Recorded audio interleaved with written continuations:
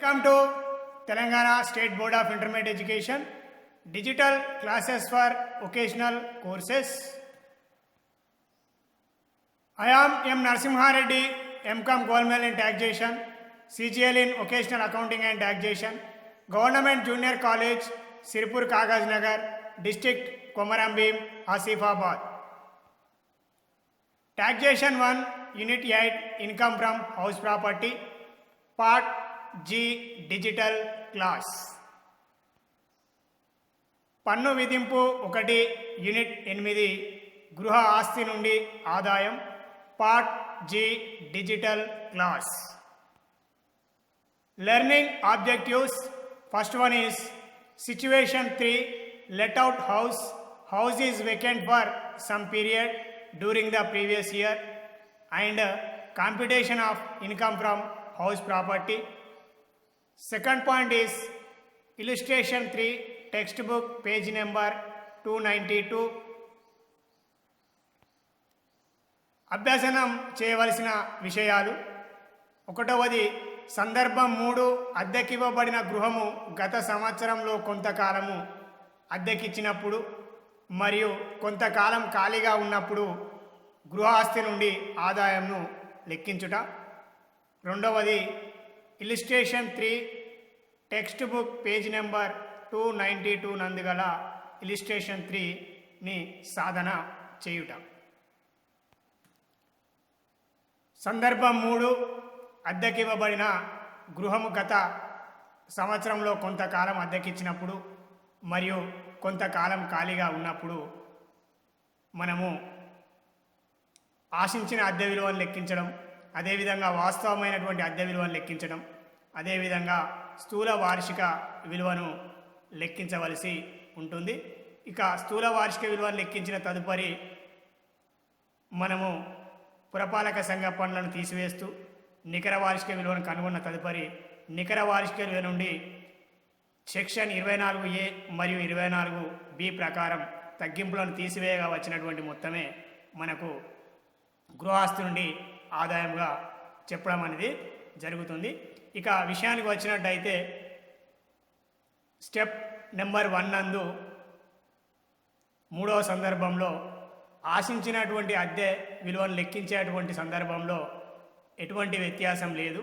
గత 2 సందర్భములలో చేసిన విధంగానే మనం ఆశించినటువంటి అద్దె విలువను లెక్కించవలసి ఉంటుంది. ఇక ఆశించిన అద్దె విలువను లెక్కించుట, అది ఈ దిగువ ఇచ్చిన 2 మొత్తములలో గరిష్ట విలువ. ఏ పురపాలక సంఘపు అద్దె విలువ, బి సమంజసమైనటువంటి అద్దె విలువ. అంటే పురపాలక సంఘపు అద్దె విలువ ఎక్కువ ఉన్న ఎడల పురపాలక సంఘపు అద్దె విలువయే ఆశించిన అద్దె విలువ అగును. లేదా సమంజసమైన అద్దె విలువ కనుక ఎక్కువగా ఉన్న ఎడల ఆశించిన అద్దె విలువ సమంజసమైనటువంటి అద్దె విలువే అగును. అంటే 2 మొత్తములలో ఏ, బి 2 మొత్తములలో ఏ మొత్తం ఎక్కువగా ఉంటే ఆ మొత్తాన్ని మాత్రమే మనము ఆశించిన అద్దె విలువగా స్టెప్ నెంబర్ 1 నందు లెక్కించవలసి ఉంటుంది.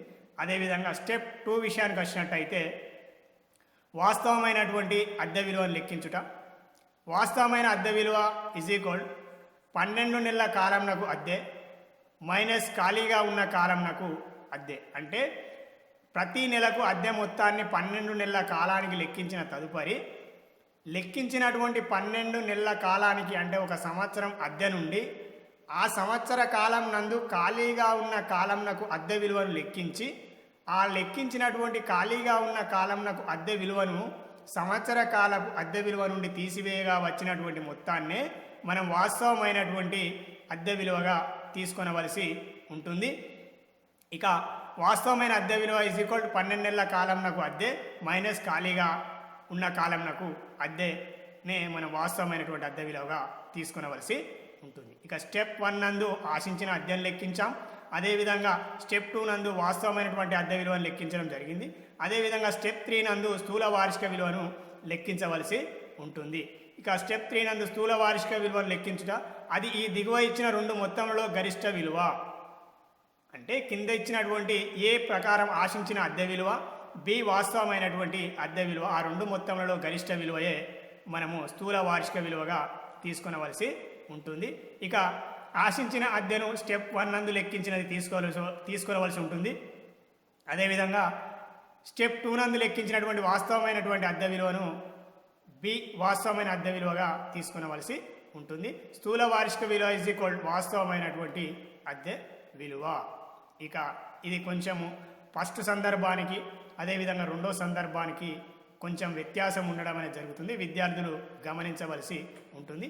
ఇందులో ముఖ్యంగా అర్థం చేసుకోవాల్సిన విషయం, స్థూల వార్షిక విలువను స్టెప్ 3 నందు కనుగొనేటువంటి సందర్భంలో ఆశించిన అద్దె విలువ ఎక్కువగా ఉన్నా మనము తక్కువగా ఉన్న వాస్తవమైనటువంటి అద్దె విలువనే స్థూల వార్షిక విలువగా తీసుకోవాల్సి ఉంటుంది. అదేవిధంగా వాస్తవమైనటువంటి అద్దె విలువ ఎక్కువగా ఉండి ఆశించిన అద్దె విలువ తక్కువగా ఉన్నప్పుడు కూడా మనము స్థూల వార్షిక విలువను వాస్తవమైనటువంటి అద్దె విలువనే తీసుకునవలసి ఉంటుంది. అంటే ఆశించిన అద్దె విలువ ఎక్కువగా ఉన్నా తక్కువగా ఉన్నప్పటికీ కూడా వాస్తవమైనటువంటి అద్దె విలువనే మనం స్థూల వార్షిక విలువగా తీసుకునవలసి ఉంటుంది. ఇక అద్దెకి ఇవ్వబడిన గృహం గత సంవత్సర కాలంలో కొంతకాలం అద్దెకి ఇచ్చినప్పుడు మరియు కొంతకాలం ఖాళీగా ఉన్నప్పుడు నియమావళిని కనుక పరిశీలించినట్టయితే, ఒకటవది వాస్తవమైన అద్దె విలువ ఖాళీ కారణం చేత ఆశించిన అద్దె విలువ కంటే తక్కువగా ఉన్నచో అట్టి సందర్భంలో స్థూల వార్షిక విలువ ఈజ్ ఈక్వల్ వాస్తవమైనటువంటి అద్దె విలువ. అంటే ఆశించిన అద్దె విలువ తక్కువగా ఉండి వాస్తవమైనటువంటి అద్దె విలువ ఎక్కువగా ఉన్నప్పుడు స్థూల వార్షిక విలువ ఈజ్ ఈక్వల్ టు వాస్తవమైనటువంటి అద్దె విలువే స్థూల వార్షిక విలువగును. సందర్భం 2 నందుకు వాస్తవమైనటువంటి అద్దె విలువ ఖాళీ కారణం చేత ఆశించిన అద్దె విలువ కంటే ఎక్కువగా ఉన్నచో స్థూల వార్షిక విలువ ఈజ్ ఈక్వల్ వాస్తవమైనటువంటి అద్దె విలువ. అంటే ఇక్కడ వాస్తవమైనటువంటి అద్దె విలువ ఆశించిన అద్దె విలువ కంటే ఎక్కువగా ఉన్నప్పుడు స్థూల వార్షిక విలువ ఈజ్ ఈక్వల్ టు వాస్తవమైనటువంటి అద్దె విలువే. అదేవిధంగా వాస్తవమైనటువంటి అద్దె విలువ ఖాళీ కారణం చేత ఆశించిన అద్దె విలువ కంటే తక్కువగా ఉన్నప్పుడు కూడా మనము వాస్తవమైనటువంటి అద్దె విలువనే స్థూల వార్షిక విలువగా తీసుకునవలసి ఉంటుంది. అంటే దీన్ని బట్టి అర్థమైనటువంటి విషయం ఒకటే, అంటే ఇక్కడ స్థూల వార్షిక విలువను లెక్కించేటువంటి సందర్భంలో ఆశించిన అద్దె విలువ మరియు వాస్తవమైనటువంటి అద్దె విలువ ఆ రెండు మొత్తంలో వాస్తవమైనటువంటి అద్దె విలువ తక్కువగా ఉన్న ఎడల లేదా ఎక్కువగా ఉన్న ఎడల కూడా మనము స్థూల వార్షిక విలువను వాస్తవమైనటువంటి అద్దె విలువనే తీసుకునవలసి ఉంటుంది. Situation 3, let out house is vacant for some period during the previous year. This is the situation 3. Step number 1, calculating expected rental value which is higher of the following two amounts: A, municipal rental value, B, fair rental value. Which is higher of the two amounts is taken as the expected rental value. If municipal rental value is higher than the fair rental value, then municipal rental value is taken as the gross annual value. If fair rental value is higher than the municipal rental value, then fair rental value is taken as the expected rental value. Step 2, calculating actual rental value ARV. Here ARV is equal rent for 12 months period minus or less rent for vacant period. Here we need to calculate rent for annum and less rent for vacant period months is equal to the actual rental value. Here ARV is equal to rent for 12 months, it means for annum, less rent for vacant period is equal to the actual rental value. Under step number 2 we are calculating. Here step number 3, calculating gross annual value which is higher of the following two amounts: A, expected rental value computed under step number 1, expected rental value we need to take here, and B, actual rental value as per step 2, calculated actual rental value. Here this is the condition and rule. If ARV is less than the ERV due to vacancy, then gross annual rent is equal to ARV. Summary points: This is the first point of 1 and point 2 is the most important in this vacant for some period during the previous year of the house. That's why condition 1, if ARV is less than ERV due to vacancy, then gross annual value is equal to ARV. Second point is, if ARV is more than ERV in spite of vacancy, then gross annual value is equal to ARV. Here, actual rental value is less than expected rental value and more than expected rental value is also here. Gross annual value is equal to actual rental value in this vacant for some period during the previous year case. Here less than ERV, more than ERV is equal to ARV is the actual rental value is the gross annual value. అదేవిధంగా text book నందు గల illustration 3 page number 292 నందు illustration కనుక మనం సాధన చేసినట్టయితే యజమాని కొంతకాలాన్ని గృహానికి అద్దెకివ్వడం, అదేవిధంగా గృహం కొంతకాలం ఖాళీగా ఉన్నప్పుడు సందర్భంలో మనం ఇలిస్ట్రేషన్ 3 ద్వారా అభ్యాసనం చేసినట్టయితే త్వరితగతిన అర్థం చేసుకున్నటకు అవకాశం కలదు. ఇక విషయానికి వచ్చినట్టయితే ఇలిస్ట్రేషన్ 3, శ్రీ ఎస్ రామస్వామి ఒక గృహమును శ్రీ మురళీకృష్ణ వద్ద కొనుగోలు చేసెను. దీనిని నివాసానికై నెలకు రూపాయలు 6,000కు చొప్పున అద్దెకు ఇచ్చెను. పురపాలక సంఘపు అద్దె విలువ సంవత్సరానికి రూపాయలు 20,000 అయినా సమంజసమైన అద్దె విలువ ప్రతి నెలకు రూపాయలు 5,000. గత సంవత్సరంలో 3 నెలలు ఇల్లు ఖాళీగా ఉండెను. ఒప్పందం ప్రకారం పురపాలక సంఘ పన్నులు రూపాయలు 4,000 అద్దెకున్న వారు చెల్లించి ఉన్నారు.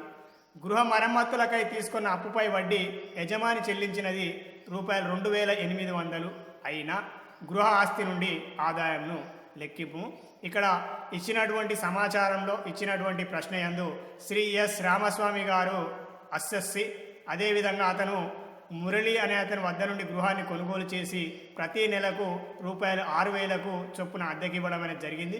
అదేవిధంగా ఆ అద్దెకిచ్చినటువంటి గృహం యొక్క పురపాలక సంఘపు విలువ రూపాయలు 20,000, అదేవిధంగా సమంజసమైనటువంటి అద్దె విలువ రూపాయలు 5,000 ప్రతి నెలకు. అదేవిధంగా ఈ సంవత్సర కాలం నందు శ్రీ ఎస్ రామస్వామి గారు 2,800 రూపాయలను గృహ మరమ్మతులకై తీసుకున్నటువంటి అప్పుపై వడ్డీ చెల్లించడం జరిగింది.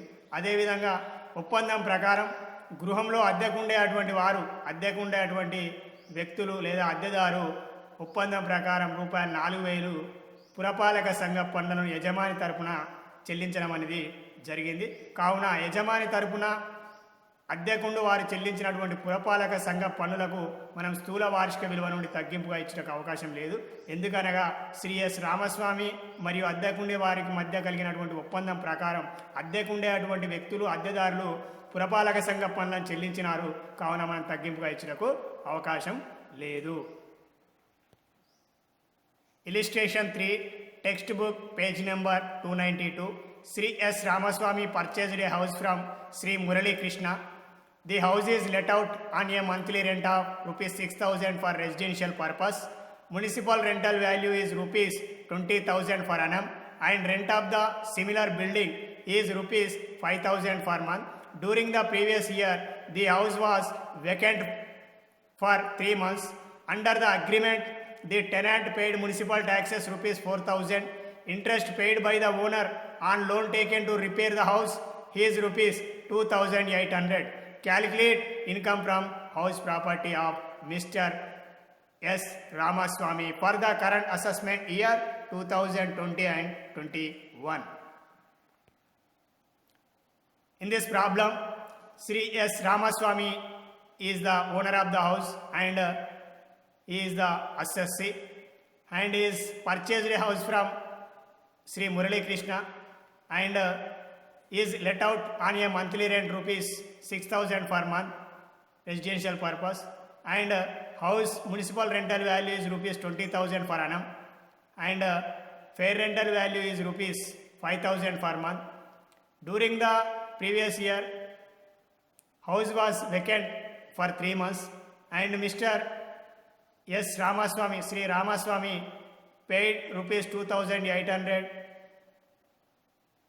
on loan taken for repair of the house and rupees 4,000 is municipal taxes paid by the tenant on behalf of owner Sri S. Ramaswamy. So here rupees 4,000 paid by the tenant, municipal taxes paid by the tenants, that's why deduction is not allowed from the gross annual value, because tenant municipal taxes paid by the tenant, not by the assessee Sri S. Ramaswamy, that's why not allowed as deduction from gross annual value while computing income from house property. సమాధానం.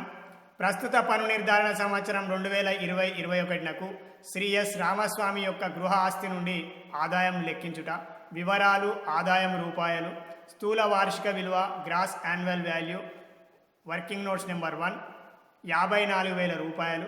అదేవిధంగా తీసివేయము పురపాలక సంఘ పన్నులు working notes number 2 dash అంటే ఇక్కడ రామస్వామి గారు ఒప్పందం ప్రకారం గృహాన్ని అద్దెకివ్వడం ద్వారా గృహంలో అద్దెకుండే అటువంటి అద్దెదారు యజమాని రామస్వామి తరపున పురపాలక సంఘ పన్నులు చెల్లించి ఉన్నాడు. కావున అద్దెదారు చెల్లించినటువంటి పురపాలక సంఘ పన్నులకు మనం తగ్గింపు ఇవ్వం. కావున మనము ఇక్కడ పురపాలక సంఘపు పన్నుల తగ్గింపు విషయంలో డాష్గా వదిలివేయడం అనేది అంటే నిల్. అదేవిధంగా స్థూల వార్షిక విలువ నుండి 54,000 నుండి పురపాలక సంఘ పన్నులు ఏమీ లేవు. తీసివేయగా వచ్చినటువంటి మొత్తం 54,000 రూపాయలనే మనము నికర వార్షిక విలువగా మనము కనుగొనడం అనేది జరిగింది. నికర వార్షిక విలువ యొక్క సంబంధిత వివరణ వర్కింగ్ నోట్స్ నెంబర్ 3 నందు మనము వివరించడం అనేది జరుగుతుంది. అదేవిధంగా ఆదాయపు పన్ను చట్టం 1961 సెక్షన్ 24A మరియు సెక్షన్ 24B ప్రకారం మనము నికర వార్షిక విలువను కనుగొన్న తదుపరి నికర వార్షిక విలువ నుండి A మరియు B సెక్షన్ 24 ప్రకారం మనం తగ్గింపులను తీసివేయవలసి ఉంటుంది. ఇక్కడ కనుగొన్నటువంటి నికర వార్షిక విలువ 54,000 రూపాయల నుండి ప్రామాణిక తగ్గింపు సెక్షన్ 24A అంటే అందరు అస్సెస్సీలకు అంటే గృహ ఆస్తి నుండి ఆదాయాన్ని కలిగి ఉన్నటువంటి ప్రతి యజమానికి లేదా ప్రతి అస్సెస్సీకి తప్పనిసరిగా ఇచ్చేటువంటి తగ్గింపే ప్రామాణిక తగ్గింపు. అదేవిధంగా లెక్కించినటువంటి నికర వార్షిక విలువ ఏదైతే ఉందో ఆ నికర వార్షిక విలువ మీద 30% మనం ప్రామాణిక తగ్గింపుగా గృహాస్తి నుండి ఆదాయాన్ని కలిగి ఉన్న ప్రతి అస్సెస్సీకి మనము ఆదాయపు పన్ను చట్టం 1961 సెక్షన్ 24A ప్రకారం తగ్గింపుగా ఇవ్వడం అనేది జరుగుతుంది. అదేవిధంగా ఇక్కడ లెక్కించినటువంటి లేదా కనుగొన్నటువంటి నికర వార్షిక విలువ 54,000 మీద 30% లెక్కించగా వచ్చినటువంటి మొత్తం 16,200 ప్రామాణిక తగ్గింపు. దాన్ని మనం వర్కింగ్ నోట్స్ 4 నందు వివరించడం అనేది లెక్కించడం అనేది జరిగింది. అదేవిధంగా అప్పుపై వడ్డీ సెక్షన్ 24B ప్రకారం అంటే ఆదాయపు పన్ను చట్టం 1961 సెక్షన్ 24B ప్రకారం గృహాస్తి నుండి ఆదాయాన్ని లెక్కించేటువంటి సందర్భంలో మనము అప్పుపై చెల్లించినటువంటి వడ్డీకి తగ్గింపుగా ఇవ్వడం అనేది జరుగుతుంది. అంటే గృహం యొక్క యజమాని కానీ లేదా పన్ను చెల్లించవలసినటువంటి బాధ్యత కలిగి ఉన్నటువంటి వ్యక్తి కానీ లేదా భావితమైనటువంటి అస్సెస్సీ ఎవరైతే ఉన్నారో ఆ అస్సెస్సీ కనుక గృహ నిర్మాణం కోసం కానీ లేదా గృహ మరమ్మతుల కోసం కానీ లేదా గృహాన్ని కొనుగోలు చేయడం కోసం కానీ లేదా గృహాన్ని నూతనంగా మార్చుట కోసం కానీ అప్పును కనుక తీసుకున్నట్టయితే ఆ అప్పుపై చెల్లించినటువంటి వడ్డీకి మనము తగ్గింపుగా ఇవ్వడం అనేది జరుగుతుంది. అదేవిధంగా గృహాని కోసం తీసుకున్నటువంటి అప్పుపై వడ్డీకి మాత్రమే తగ్గింపిస్తాం. విద్యార్థులు గుర్తుంచుకోవాల్సినటువంటి విషయం కేవలం వడ్డీకి మాత్రమే తగ్గింపిస్తాం. అంటే అసలు మొత్తం చెల్లించిన ఎడల కూడా మనం తగ్గింపించడానికి అవకాశం లేదు. అసలు మొత్తంతో మనకు సంబంధం లేదు. కేవలం తీసుకున్నటువంటి అప్పుపై చెల్లించినటువంటి వడ్డీకి ఆదాయపు పన్ను చట్టం 1961 సెక్షన్ 24B ప్రకారం వాస్తవంగా చెల్లించినటువంటి వడ్డీ మొత్తానికి మనం తగ్గింపుగా ఇచ్చడానికి అవకాశం ఉంది. అదేవిధంగా శ్రీ రామస్వామి గారు ఆదాయ పన్ను చట్టం నిబంధనల ప్రకారం సెక్షన్ 24 ఏ ప్రకారం ప్రామాణిక తగ్గింపు 16,200 రూపాయలను, అదేవిధంగా అప్పుపై చెల్లించినటువంటి వాస్తవమైనటువంటి వడ్డీ సెక్షన్ 24B ప్రకారం 2,800 రూపాయల మొత్తాలను కూడగా వచ్చినటువంటి మొత్తం ఏదైతే ఉందో 19,000 రూపాయలను మనం కనుగొన్నటువంటి నికర వార్షిక విలువైనటువంటి 54,000 రూపాయల నుండి మనం తీసివేయగా వచ్చినటువంటి 35,000 రూపాయలే శ్రీ రామస్వామి గారికి యొక్క గృహాస్తి నుండి ఆదాయం. అంటే శ్రీ రామస్వామి గారు 2019, 2020 గత సంవత్సరం నందు గృహంను అద్దెకివ్వడం ద్వారా పొందినటువంటి ఆదాయంని మనం లెక్కించగా గృహాస్తి నుండి ఆదాయం 35,000 రూపాయలుగా రావడం అనేది జరిగింది. అంటే శ్రీ రామస్వామి గారు 2019-20 సంవత్సరం గత సంవత్సరం నందు గృహాస్తి నుండి ఆదాయాన్ని ఆర్జించినట్లయితే అట్టి ఆదాయం పైన 2020-21 పన్ను నిర్ధారణ సంవత్సరం మనం లెక్కించగా మరియు అతనికి సంబంధించినటువంటి తగ్గింపు మొత్తాలను తీసివేయగా కనుగొన్నటువంటి గృహాస్తి నుండి ఆదాయం 35,000 రూపాయలు. Solution: computation of Sri S. Ramaswamy's income from house property for the current assessment year 2020 and 21. Particulars: income rupees. Here gross annual value GAV in short form as per working notes number 1 54,000 less municipal taxes as per working notes number 2 here nil, because Mr. Ramaswamy is not paid municipal taxes. Municipal taxes paid by the tenant. That's why here not allowed as deduction from gross annual value. Here gross annual value 54,000 less municipal taxes as per working notes number 2 nil is equal to calculated net annual value in short form NAV as per working notes number 3 is equal to 54,000. So gross annual value minus or less municipal taxes is equal to the net annual value NAV 54,000. Here according to the Income Tax Act 1961 section 24A standard deduction and 24B interest on loan taken for construction of house, repair of house, purchase of house or renovation of house purpose, if paid interest by the assessee, actual amount paid by the assessee as interest will be allowed as deduction from the net annual value. Here 54,000 is the calculated net annual value as per the income tax rules. Standard deduction under section 24A 30% of calculated net annual value. Here calculated net annual value is rupees 54,000.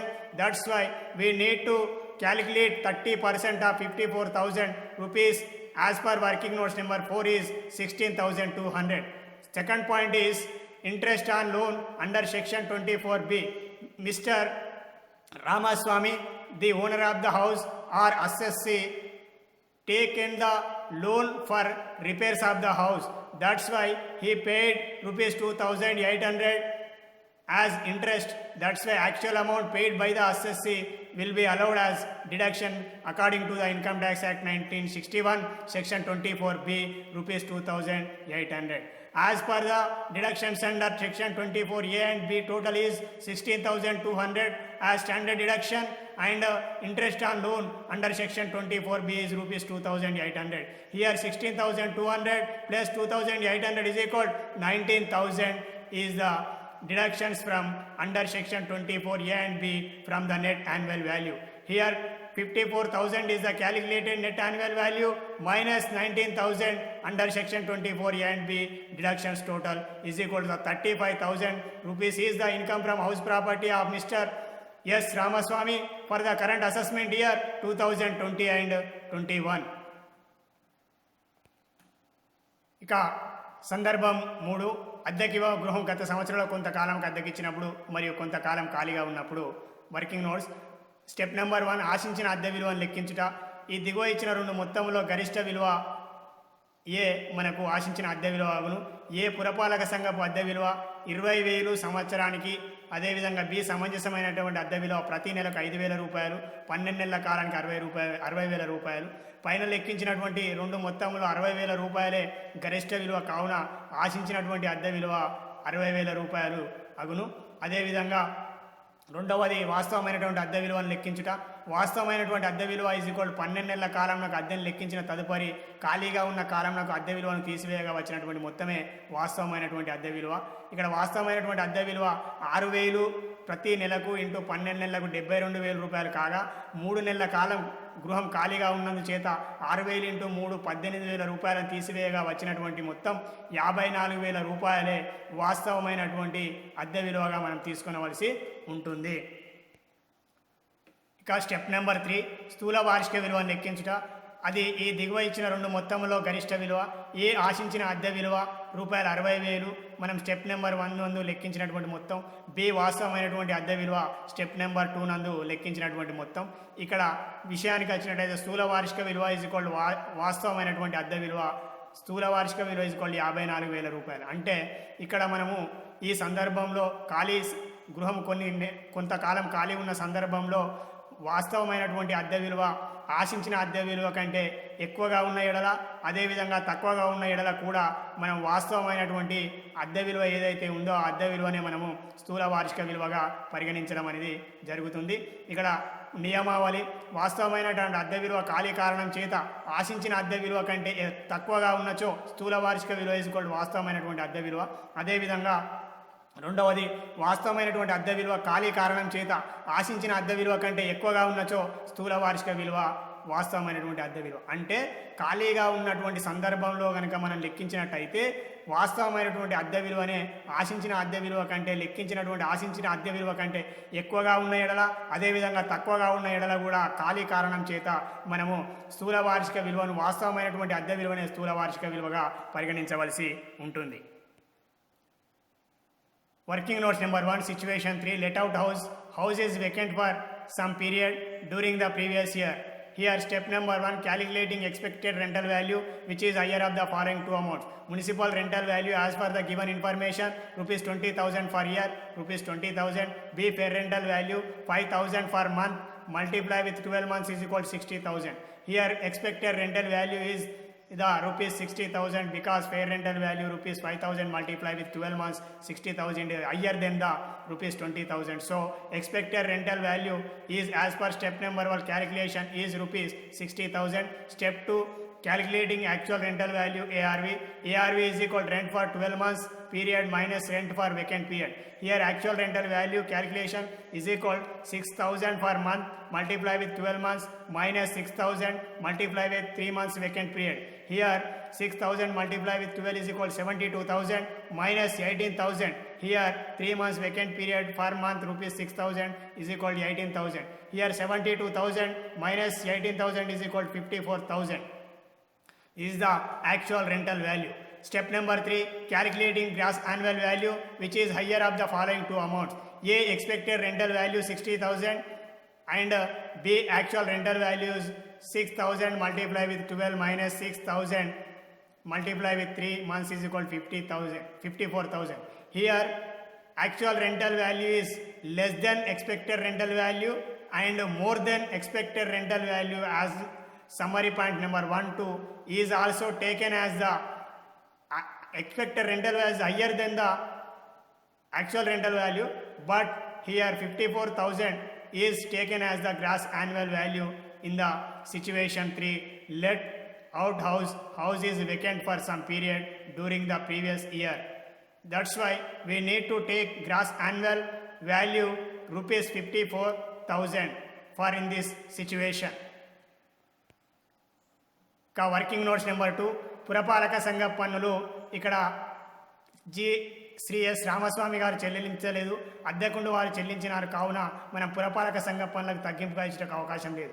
నికర వార్షిక విలువ 54,000 నికర వార్షిక విలువను లెక్కించే సందర్భంలో 54,000 స్థూల వార్షిక విలువ నుండి మనం పురపాలక సంఘ పన్నును తీసివేయగా వచ్చినటువంటి మొత్తం 54,000. ప్రామాణిక తగ్గింపు లెక్కించినటువంటి 4వది ప్రామాణిక తగ్గింపు 54,000 కాగా 54,000 30% లెక్కించగా వచ్చినటువంటి తగ్గింపు 16,200 ప్రామాణిక తగ్గింపు అగును. అప్పుపై వడ్డీ లెక్కించుట. గృహమును మరమ్మతులకై తీసుకొనబడినటువంటి అప్పుపై శ్రీ ఎస్ రామస్వామి ఎస్ఎస్సి గారు చెల్లించి ఉన్నారు. కావున వాస్తవంగా చెల్లించినటువంటి 2,800కు తగ్గింపుగా ఇవ్వబడు.